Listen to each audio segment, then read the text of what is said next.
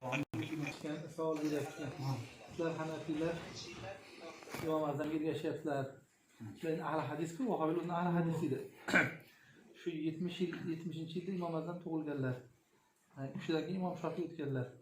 Aslida Imom Azamga ergashmasdan 70 yil nariroqqa surilsalaring, teparoqqa bir ahli hadis o'qiy qolasizlar. Bizda ixtilof ham bo'lmasdi bizda. O'sha aytyapti, endi ular Hanafilarni ham nima qilmoqchi ekanda, o'ziga o'xshagan ahli hadis bo'lsin demoqchi ekan. Bizlar muftiy Munir aytyaptilar. Haligi zamzam suvini ichgan kishi borlar. अच्छा जी, पहली बात तो हम इस किस्म के मसाइल को डिस्कस करते नहीं हैं। ज़ाहिर है कि हमारा प्रोग्राम का मिजाज अलग है जी, हम पूरी उम्मत को लेके चलते हैं जी। Buning ichidan bizning programmamiz bunaqa masalalar gapirmaymiz. Chunki butun ummatga bir xilda nasihat bo'ladigan ixtiloflarni gapirmaymiz demoqchida. Nasihat qilish uchun qilgandik programmani. ज़ाहिर है उन्होंने ये शुबा उठा दिया है, Lekin mayli ular savol beribdi, shubha paydo qilibdi. तो अपने चाहने वालों को गुजारिश करना भी हमारा हक बनता है, दुरुस्त हमें करनी। Biz o'zimizni yaxshi ko'radiganlarni ham isloh qilish biz vazifamiz qoladi. Chunki biz isloh qilish uchun tuzdik. Ular bilan munozara qilish maqsadida emas, balki isloh qilish maqsadida. लेकिन ये बड़ी मुझे का खेल बात की है अहले हदीस स्कॉलर ने। मेरा एहसास तो ये है कि अगर वो इमाम अबू हनीफा रहमतुल्लाह अलैह से ऊपर 70 साल चले गए तो वो उल्टा अहले हदीस के बजाय हनफी हो जाएंगे। Bu acayip kulübüyle gapiribdi. Bu 70 yil tepaga ko'tarilganda, 70 yil tepaga ko'tarilsa, al hadis bo'lishdan keyin Hanafi bo'lib qoladi bu odam aslida. वो अहले हदीस हनफी हो जाएंगे। बल्कि अभी भी दरपर्दा हनफी हैं। अच्छा, क्यों? इसलिए कि इमाम अबू हनीफा रहमतुल्लाह अलैह से बच के अगर ये ऊपर गए तो इनको फिर ये साबित करना पड़ जाएगा कुरान की आयत या हदीस से कि भैंस का गोश्त हलाल है। इनको ये दलील पेश करनी पड़ेगी और इनको साबित करना पड़ जाएगा कि Chunki Imom Azamdan kechib tepaga o'tib ketadigan bo'lsa, gaplar. Tepaga o'tib ketadigan bo'lsa, xutoslik o'shan oyat hadisdan isbotlash kerak bo'lib qoladi. Chunki faqat hadisdan isbotlaydi-ku. Imom Azamdan kechib tepaga chiqib ketadigan xutoslik isbotlash kerak bo'lsa, o'shani. भैंस का दूध हलाल है। Yoki xutoslik sutini halolligini isbotlab berish kerak bo'ladi. Quran हदीस से आयत और हदीस Chunki u Imom Azamdan kechgani uchun faqat oyat hadisdan isbotlash kerak edi. Mushtahiddan kechib bordi-ku, faqat hadisdan dalil olish kerak edi. पेश करनी पड़ जाएगी। Dalil बल्कि kechib. इनको साबित करना पड़ जाएगा कि चने की दाल हलाल है और इससे बढ़कर Balki u no'xatni ish halolligini hadisdan isbotlash kerak bo'ladi. चाय जो सुबह शाम पीते हैं Ertagi choy ichyapti, choyda halolligini isbotlash kerak bo'ladi.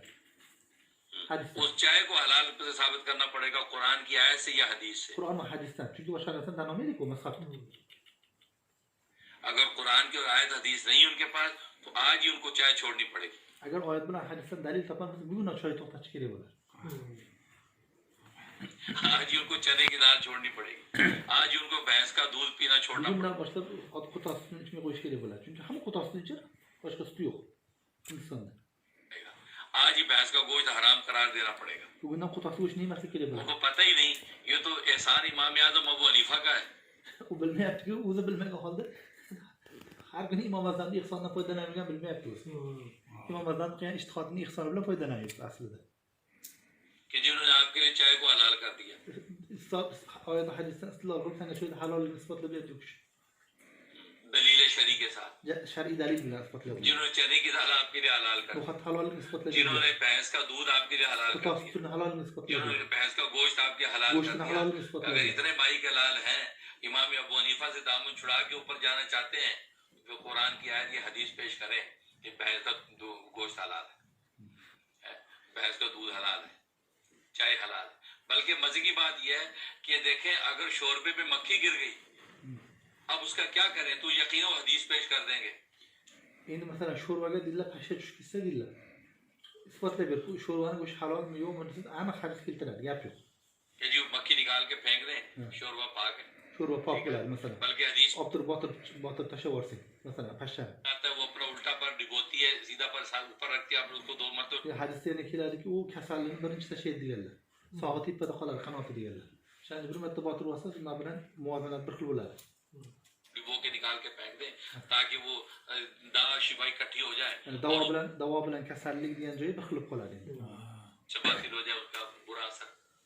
ठीक, वो तो दिखा देंगे, लेकिन अगर शोरबे में चींटी गिर गई, मकोड़ा गिर गया, Lekin ichiga suv tushib ketsa qanaqa qilib isbotlab berasan? Suriye'de tushib ketgan, kapalak tushib ketganini hamma isbotlab beradi. Pashshani isbotlab berasan hadisda. Lekin boshqa narsalarni isbotlab berolmaysan. ततैया गिर गया, मच्छर गिर गया, तो उनको हदीस और Yoki Quran durga tushib ketdi deydilar, yo bo'lmasa chivin tushib ketdi deydi. Isbotlamaysan uni deydi. की आयत पेश करनी पड़ेगी कि अब इसका क्या करें। ये इमाम अबू हनीफा ही का एहसान है कि वो उनको उसका जो है उसकी स्ट्रेटजी पता है कि भाई इसके बारे में क्या हुक्म है। अल्लाह के नबी ने हदीस में नहीं बताया उसका हल, कुरान की आयत में ये हल नहीं बताया गया कि मकोड़ा अगर दूध में गिर जाए तो क्या करें। Chunki hadisda sarohatan ochiq oydin dalil topilmaydi senga. Suriya bilan boshqa narsalarga. हदीस में नहीं बताया गया कि शोरबे में मच्छर गिर गया तो क्या करें। मक्खी का सिर्फ बताया, Bitta pashshani haqida बाकियों का जवाब कहाँ से लाएंगे। boshqasini javobini qayerdan topasan? इसलिए 70 साल आगे अगर गए तो आप हनफी हो जाएंगे। बल्कि O'sha ancha maydaman tepaga 70 yil tepaga chiqsa, ahli hadisni 70 yil tepaga chiqsa, ilojsiz Hanafiy bo'lib qolasan deydi. क्या आप हनफी हैं क्योंकि आप भैंस का गोश्त खाते हैं। अहले हदीस स्कॉलर जो भी है वो भैंस का गोश्त खाते हैं। Chunki ahli hadis madhublar hammasi qo'tasi go'shtini yeb yuribdi dedilar. वो कट्टे की बिरयानी भी खाते हैं, दूध भी पीते होंगे, Ustidan ठीक है, चने की दाल भी और चाय तो खैर लाजमी पीते होंगे। Tayanchi ajramasdan तो आप तो अमली तौर पे हनफी हैं। amaliy tarzda olganingda o'zing bilsang bilmasang Hanafiysan amalda. दूसरों को अहले हदीस होने की दावत दे रहा Lekin boshqalarni ahli hadis bo'lishga da'vat qilyapsan. तो खुद अमली तौर पे हनफी हैं क्योंकि कुरान या हदीस में दलील तो आपको है ही नहीं कि ये चीजें हलाल कैसे हो गई। ठीक है ना, असल में ये धोखा है, मिसकंसेप्शन है कि देखो आप अबू हनीफा को आप मान रहे हैं, मोहम्मद सल्लल्लाहु अलैहि वसल्लम को मान लें।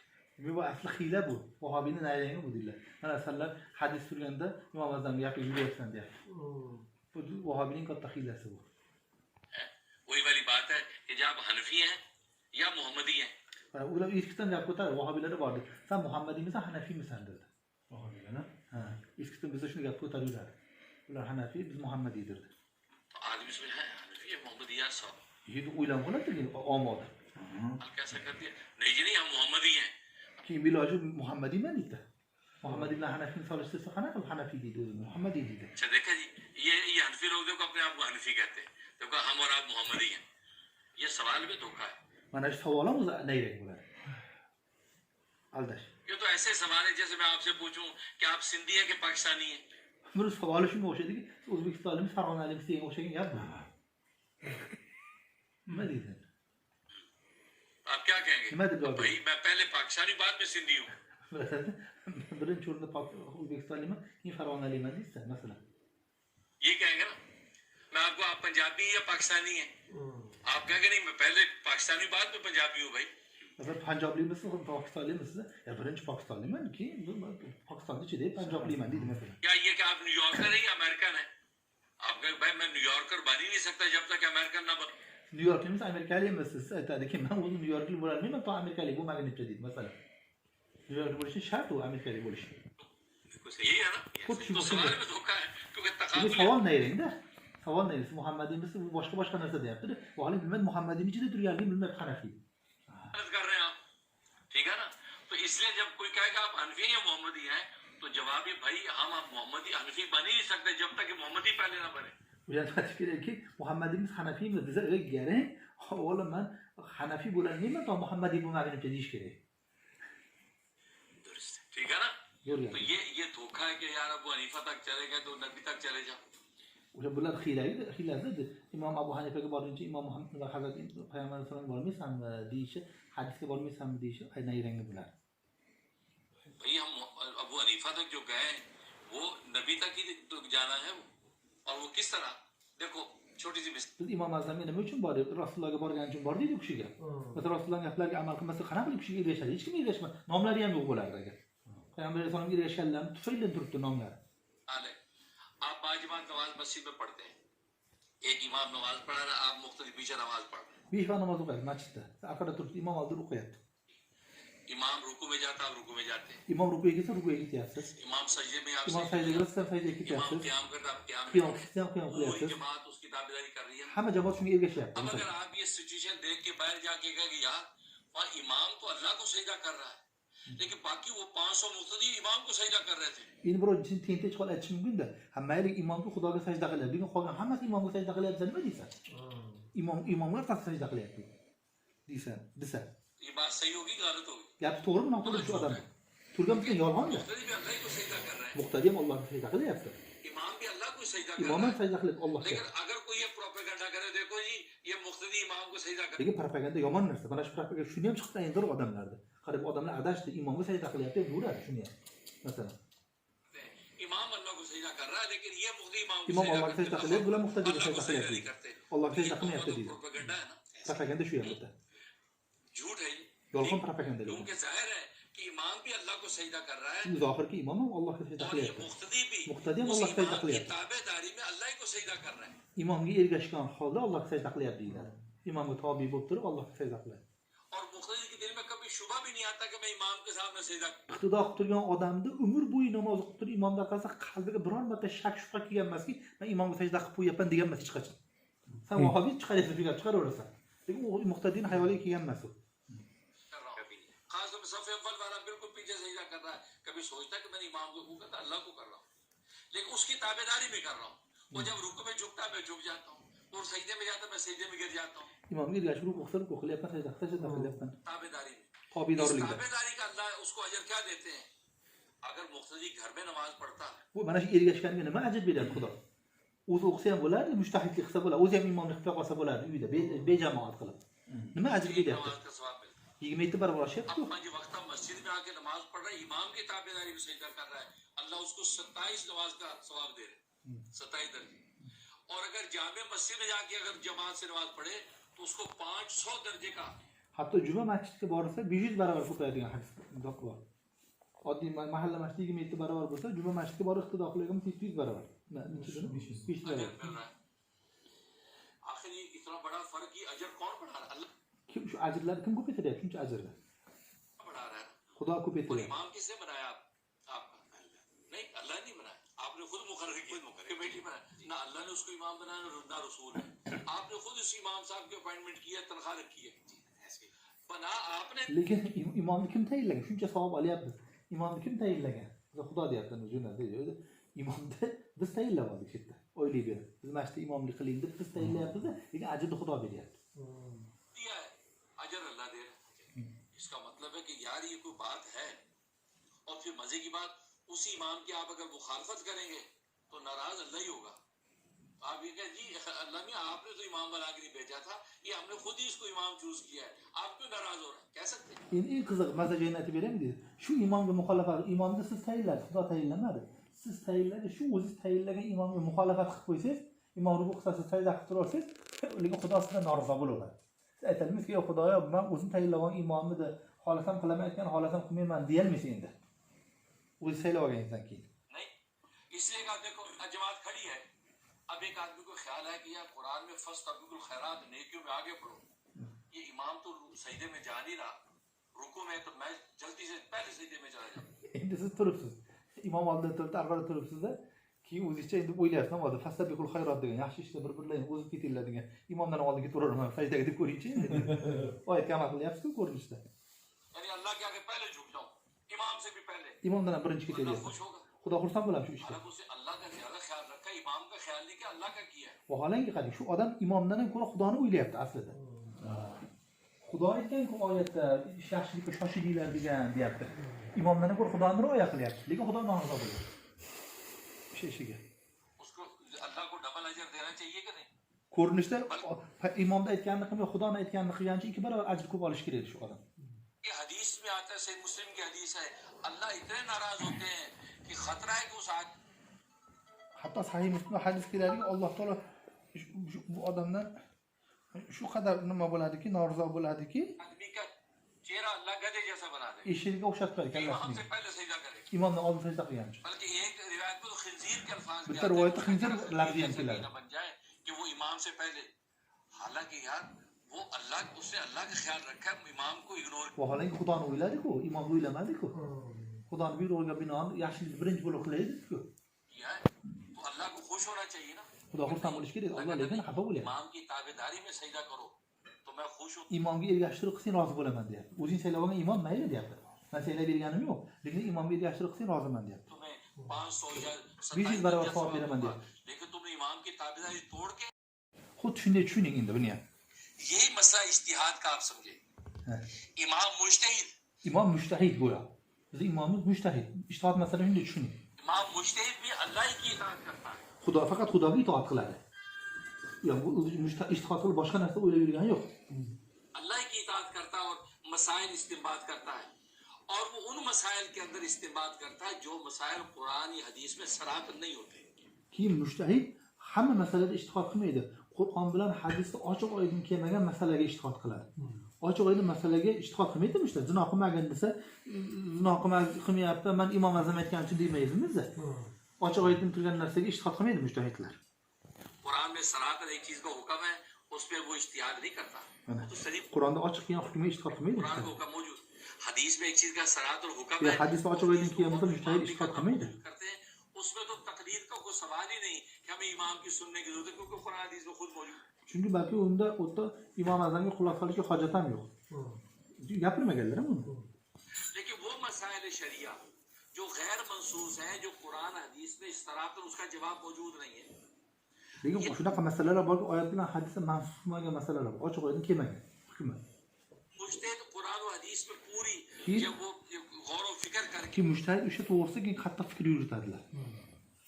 उसमें गोते लगा के वो Ichiga sho'ng'ib, haligini dengizda ostida masalan ko'tarib chiqadilar. ये दलील। Uni dalil bilan deydilar. अब हम क्या है, हम जो है वो इमाम पर एतमाद करते हैं कि आपने जो तशरीह की है, ये इसका जो बताया है, कुरान हदीस से इस्तेमाल करके हम उसको तस्लीम करते हैं। Biz ham endi u kishini aytib bergan sharhi asosida keyin bo'ldi taslim qilamiz. Shu odam mehnat qilib topibdilar shu masalani deymiz. जैसे दूध के अंदर देखो मक्खन होता है ना, कि नजर नहीं आता, लेकिन वो जो माहिर होता है वो उसको अच्छे अंदाज से बुलवाता है कि मक्खन निकाल लेता है। Masalan, deydilar sut ichida turgan saryog'ni chingib olmaydi. Lekin mehnat qilgan, aylantirib tagdan chiqarib beradi. Ko'rinishda oppoq sut o'zib turaveradi. Mujtahid o'sha ishni qiladi. तो इमाम की मिसाल वो होती है इमाम कि मिसाल इस shuyda, कुरान सुन्नत के Qur'on bilan sunnat ichida मौजूद Qur'on bilan bitta masalan bandani Alloh taolo bitta molni ichiga bergan sutning ichida bitta sariyog' shuncha qancha narsalari bor jamlanib turibdi. Alloh taoloning shariatini, ahkomlari Qur'on bilan hadisda qiyos qiling, Xudoning ahkomini ichida ham shuncha masalalar bor endi. Yashirib turibdi. निकालेगा वो जो उसका माहिर होगा। Uni hamma chiqarmaydi bu sariyog'ni ham. Unga faqat mohiri chiqaradi endi. Oyat Quran hadisda. सुन्नत के अंदर पूरे गोते लगा के अब वहां से वो फिका का मक्खन निकालेगा और मसाइल शरिया आपको दे देगा। Masala shar'iy masalalar sariyog'ini chiqarib beradi, qaymoqlarni ichida. जैसे मैंने मिसाल दी कि भैंस का गोश्त हलाल कैसे हुआ, ये इमाम अबू हनीफा ही के एहसान है, उन्होंने कुरान और सुन्नत में गोते लगा के वहां से दलील शरी के साथ इसको हलाल साबित किया। Masalan, mana aytdim, Xudosga masalan go'shtini o'sha oyat bilan hadis ichidan oqtarib topib, u kishiga aytdilar, Xudosga go'shtini demak halol ekanlar. Qiyos bilan topdilar uni. और उसी दलाल शरी से उन्होंने दूध को हलाल O'sha shar'iy dalil bilan uni sutini ham halolligini isbotlab berdilar. चाय को हलाल साबित Choyni किया, halol चने की दाल isbotladilar. साबित की।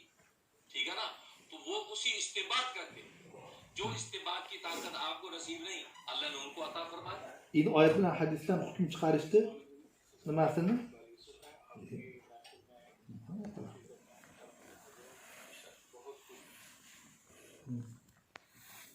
O'sha nimani ijtihod qilishda sizga Xudo nasib qilmabdi, ularga nasib qildi. ये जो है हम इमाम अबू हनीफा रहमतुल्लाह की सुनते हैं उन मसाइल में कि जो कुरान सुन्नत में सराहत नहीं है। O'shanda biz aytamizki, Imom Azam gaplariga biz quloq solamiz, oyatdan hadisda ochiq kelmagan masalalarda quloq solamiz.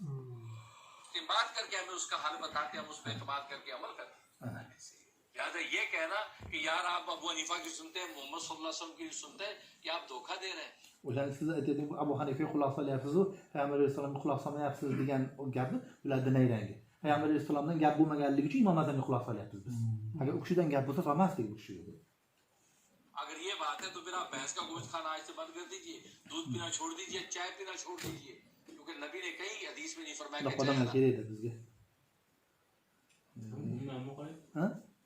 Kechaga Alloma Munir, hali shayx shogird nimadanmi? Pir. या कुरान की कोई आयत नहीं आई कि चने की दाल हलाल। O'zbek bu kishi. ठीक है ना, इसलिए ये कहना तो लिहाजा मुक्तदी बन के जब आप नमाज पढ़ रहे हैं तो आपकी नमाज में इजाफा। बिल्कुल इसी तरीके से इमाम मुजतहिद की ताबेदारी में हम अल्लाह की इताअत करते हैं।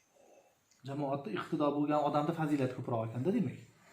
O'zi yolg'iz o'qigandan, o'sha o'zicha mujtahidlik qilaman deganda jamoatda savob ko'p bo'lgandek, mazhabga ergashganda savob ko'proq bo'ladi aslida. Quran में अल्लाह ने कहा या अय्युहल्लज़ीना Ha. आमनू ए ईमान वालों अतीउल्लाह, अल्लाह की इताअत करो, व अतीउर रसूल, रसूल की इताअत करो, व उलिल अम्री मिनकुम, और जो तुम में से साहिब इख्तियार है उनकी इताअत करो। और मुफस्सिर फरमाते हैं कि इससे मुराद कौन है? इमाम मुज्तहिद, फकीह वक्त है, खलीफतुल मुस्लिमीन, ये मुराद है। तो अब देखो अती का लफ्ज उसके साथ ही दोहराया, अतीउल्लाह के साथ अती का लफ्ज दोहराया, अतीउर रसूल के साथ दोहराया, उलिल अम्र के साथ अती का लफ्ज ही दोहराया। ये इशारा इस बात की तरफ कर दिया कि ये इमाम मुज्तहिद वो कुरान हदीस में से इस्तेमाल करके जब तुम्हें मसाले शरीयत पेश करें, अब तुम उसकी इताअत करो। तो मालूम ये हुआ कि इमाम की इताअत जो है कितनी जरूरी है। हम उसकी इताअत, अल्लाह की इताअत कर रहे हैं, इमाम की ताबेदारी। जैसे इमाम के पीछे की ताबेदारी में हम नमाज जब पढ़ते हैं तो अजर बढ़ता है, ऐसे इमाम की इताअत में जब अल्लाह की ताबेदारी करते हैं तो अल्लाह तबारक व तआला हमें जिंदगी का अजर बढ़ाते हैं। इसलिए जो है ये कहना कि भाई वो अबू हनीफा को छोड़ के आगे चले जाओ, इमाम अबू हनीफा की तो हम उन्हीं मसाइल के अंदर तकलीद कर रहे हैं जो अब मनसूस नहीं है। और आपके अगर पास दलील आप हमें कुरान हदीस से साबित करके दिखा दें कि भैंस का दूध हलाल है, हम आपकी सुन लेंगे, ठीक है, एक बात। और दूसरी बात यह है कि इमाम आजम अबू हनीफा रहमतुल्लाह अलैह की शख्सियत तो वो है कि जिनकी बशारत कुरान में अल्लाह ने दी। İmam Azam rahmetullahi aleyhi de beşaretleri, ululiler şu kadar ki bu şunahri beşaret hatta Kur'an'da kiyen. जिनकी बशारत कुरान में हो उस इमाम की अजमत का आलम क्या होगा? Endi bir azatını beşareti Kur'an'da kiyen o adam ulul kadar derecede ulul bulan. सूरह जुमा के अंदर, सूरह जुमा की आयत नंबर 2, वल्लज़ी बाअसा फिल उम्मीयीन रसूलन, यहाँ से Allah Teala Sure-i Cuma'da ayet ki o ummilerde içinde peygamber cömertti derdi. Amilerde peygamber cömertti. कर रहे हैं कि अल्लाह वही है कि जिसने रसूल को जो है मबूस किया उम्मी लोगों के अंदर, सहाबा में। Sahabeler içinde ummiler içinde Kuda peygamber cömertti derdi. फिर आगे चल के कह रहे हैं व आखरीन मिनहुम लम्मा यलक़ु बिहिम, कि सहाबा में तो नबी का फैज़ फैला, और फिर व आखरीन मिनहुम लम्मा यलक़ु बिहिम, और बाद में आने वाले सहाबा के बाद ऐसे लोग आएंगे उनमें भी ये रसूल का फैज़ फैलेगा कि वो सहाबा को अभी मिले नहीं है। Lekin sahabeler arkasında şuna hangi hal adamlar var ki peygamberdi feyizleri ularga yetadi lekin hal sahabeleri ko'rmadi degan. ये जब आयत उतरी तो नबी करीम सल्लल्लाहु अलैहि वसल्लम से सहाबा-ए किराम रिज़वानुल्लाह अलैहिम Şu ayet düşkende ya Resulallah dediler. ये आप खरीना मिनहुम लम्मा यलक़ु बिहिम से कौन मुराद? Lem yelhaku bihim murat kendi sahabeler şunu soradılar ki. Ki ularga yetmaganlar bor lekin Xudoning payg'ambarini ularga feyzi yetgan. कौन सी कौम जो बाद में आएगी कि जिनसे हमारी अभी मुलाकात हो उनमें भी आपका फैज है? तो सलमान फारसी रज़ियल्लाहु अन्हु मौजूद थे। आपने कहा कि ये सलमान फारसी की कौम होगी। Salman Farsi'nin kavmi dediler ki. İşaret kılıp şey. Salman फारसी की कौम होगी कि जिनके अंदर ये फैज फैलेगा। और फरमाया कि इन सलमान फारसी सुरैया की बुलंदियों को Şimdi peygamberler ki ilim asmandaki Süreyya'da bulsa dediler. लेकिन वो इल्म और मार्फत का इतना बड़ा इमाम होगा, Marifat imamı şu kadar ulug'ları Süreyya'dagini olib tushadi dediler. नदियों से इल्म को उतार के दुनिया में फैला दे। तो ये अल्लामा सयूती रहमतुल्लाह अलैह ने इस पर इजमा नकल किया कि पूरी उम्मत का इजमा है कि सलमान फारसी की कौम में से वो शख्स कौन है? वो इमाम आज़म Abu İmam Suyuti o'zlari Shofiy mazhab bo'lgan holda tamom ulamo ijmo qilganki Salmon Farsiyning qavmidan chiqqan eng katta mujtahid Imom Azam degan. Qolganlar arabda. तो जिसकी बिशारत जो खुद जो कुरान की आयत में हो, Endi bir zotning o'zi bashorat Qur'onda kelgan bo'lsa, hadisda kelgan bo'lsa, बल्कि हम उनको इमाम आज़म जो कहते हैं ये भी हदीस की वजह से कहते हैं, क्योंकि हदीस में नबी पाक सल्लल्लाहु अलैहि वसल्लम ने उस शख्स को इमाम आज़म ही कहा है। मतलब पूछा जब गया कि कौन लोगों के जिनमें फैज फैलेगा, तो फरमाया इन्ना आज़म अन्नास नसीबन, कि आज़म लोगों में सबसे ज्यादा आज़म अन्नास अपने नसीब के एतबार से वो होगा कि जो आसमान सुरैया से इल्म को नीचे ले आए। zo'r gap ekan. Biz Imom Azamni aytishimiz sababi hadisda kelgan. Chunki o'sha Salmon Farsiyning qavmlaridagi odamni gapirtirganda azaman nasi nasiban degan ekanlar. Odamlar ichida eng azami bo'ladi nasibasi degan ekanlar. Azam. Imom Azam degani o'sha yerdan chiqib qolgan o'zi hadisda. ठीक, और जाहिर है कि उम्मत ने जब देखा अहले फारस में से वो शख्स कौन है, उनका यार ये तो इमाम आज़म अबू हनीफा ही है इस इल्म के मकाम पर। तो उनका Salmon Farsiyning qavmidan ko'rsam Imom Azamning katta ilmi chiqmagan ki. इमाम आज़म को इमाम आज़म अन्नास फरमाया ना, तो इमाम आज़म का लक़ब तो खुद नबी दे गए, लिहाजा इनको आज से इमाम आज़म कहा जाए। والأعظم ديان سوق شنو حدث لدى كيام بيعمل سنة بدل إمام أعظم دوران مزديش هم وش نشوفه. और अजीब बात यह है कि इमाम आजम जो है उनको फिका हनफी की किताबों में नहीं बल्कि फिका मालकी में भी, फिका शाफी में भी, फिका हम्बली में भी तमाम ने इनको इमाम आजम ही लिखा है. إن هيك صدق صدق كمان كده. بس إمام حنفي ما خطب بيعمل إمام أعظم بيعتبره لكن تدور بالجانب تيابتره مالكي اللي كتاب نواتين شافي اللي أتجنه حمل أوزان إمام لنا أتنه تت إمام أعظم كده إمام أعظم كان بيكار. ولا شافي بدون حالتي إمام أعظم ذكر كلام. وزان إمام أعظم بميته. यानी दूसरी फिका के इमाम भी उनके इमाम आजम मानते हैं. इमाम आजम भी आता है. आज आपको ये एतराज हो रहा है कि इमाम आजम तक आप पहुंच गए, छोड़िए ऊपर चले जाइए फिर हनफी. بقول بس تنتهي الأسبوع إمام आजम بعد ما خلصنا سبقة بعد आते हैं. खत्म हो जाएगी भाई, खत्म नहीं हो जाएगी बल्कि और जिंदा हो जाएगी. आप अगर ऊपर जाएंगे तो ऊपर जाके इमाम अबू हनीफा ही आपको नजर आएंगे. भाई आप दूध कैसे भैंस का पी रहे हैं, भाई आप चाय कैसे पी रहे हैं, भाई आप चने की दाल किस दलील पे खा रहे हैं. तो इमाम अबू हनीफा को मानना पड़ेगा जिन्होंने मसाइल शरिया इस्तिंबात करके सारे दलाइल आपके सामने रखे. तो जिस इमाम की पेशेनगोई कुरान में हो, हदीस में हो और बराह रास्त सहाबा को वो शागिर्द हो, उसकी अजमत का क्या आलम होगा. और फिर मजे की बात, इस वक्त सऊदी अरब जो है आप जानते हैं अहले हदीस या सरफियत के हवाले से पूरा बड़ा मरकज है, हम्बली मजहब है उनका ऑफिशियल. वहां पर शाह फैद के दौर के अंदर ये फैसला हुआ कि उर्दू के अंदर एक तफसीर छापी जाए, तफसीर और तर्जमा कुरान छापा जाए ताकि दीन की इशाअत हो. उन्होंने दुनिया भर की तफसीरें और जमा की, तो उनमें रिकमेंड किसको किया, अप्रूव कौन सी हुई, तफसीर उस्मानी. शेखुल इस्लाम मौलाना शब्बीर अहमद उस्मानी रहमतुल्लाह अलैह की तफसीर, जिसमें तर्जमा हज़रत शेखुल हिंद रहमतुल्लाह अलैह का तर्जमा, वो अप्रूव हुआ. और उसी तफसीर के जो वो सूरज जुमा की आप उठा के देखें तफसीर, सूरज जुमा की आयत नंबर 2-3 की तफसीर में ये बात अल्लामा सियूती रहमतुल्लाह अलैह के हवाले से लिखी हुई है कि वल्लज़ी बाअसफ़िल उम्मियीना में ये वाखरीन मिनहुम लम्मा यलाक़ू बिहिम से मुराद इमाम आज़म अबू हनीफा है. ये सऊदीया में छप रही है. और इससे يعني هند قصة جديدة سعودية جديدة أردو كتاب لا تحصل حمد تلد تحصل لا تبص كده مجمع واحدة جديدة بلا سيدي سلفي جديدة مركز واحد جديد مركز سعودية جديدة وش تحصل عثماني واصل جديدة تحصل عثماني جديدة وش لما يلحقوا بهم ده تحصل شنو كوريدا دي ومن ده مرات إمام أذان ريبيت كان وشان سعودية باس كان بالمي باس كان أردو شو ما يعني कि सऊदीया के अंदर जो माहिरीन उलमा बैठे थे उन्होंने हर तफसीर को उर्दू को अरबी तर्जमा करके सुना और कोई किसी तफसीर को अप्रूव नहीं किया.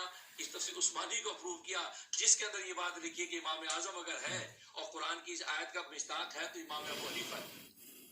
तो जो يقول سعودي الأوتر قال لهم كوريا وشان يعشله يبرات يتراس قلنا شو مسألة هذا كده إمام आजम مرات ليجي القرآن ده إشارة بار ليجي يتراس قلنا सबका गढ़ है वो उनके इमाम आजम मान गए.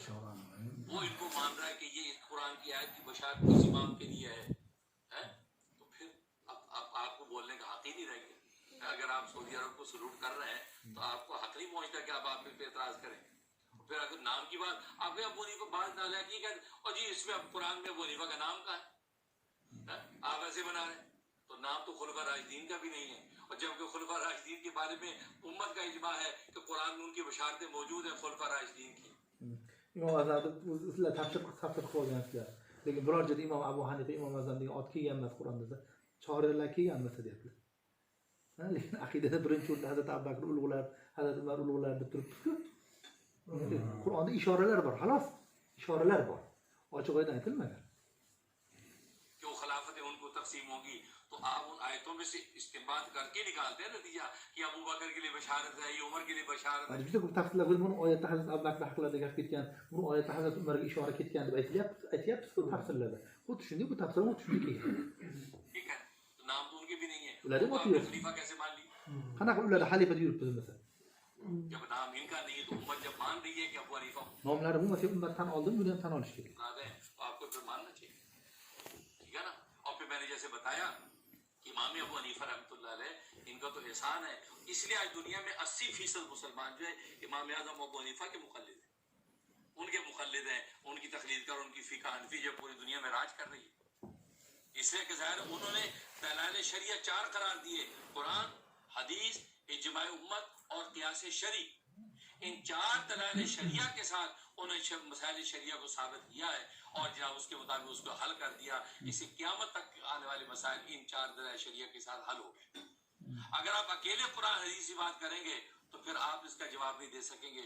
और ये बात नबी जिंदगी में खुद कह गए।